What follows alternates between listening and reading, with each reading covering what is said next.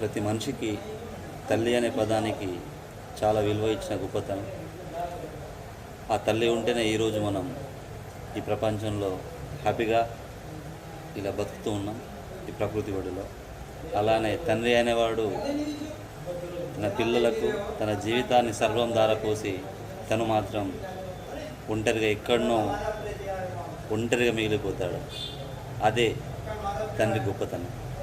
తండ్రి ఈ ప్రపంచానికి చాలా విలువైన వాడు. తల్లి జీవితాన్ని ఇస్తుంది.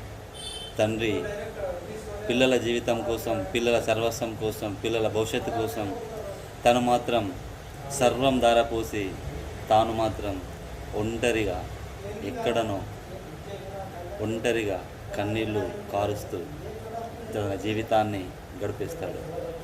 అదే మగాడిలో ఉన్న గొప్పతనం. ఫాదర్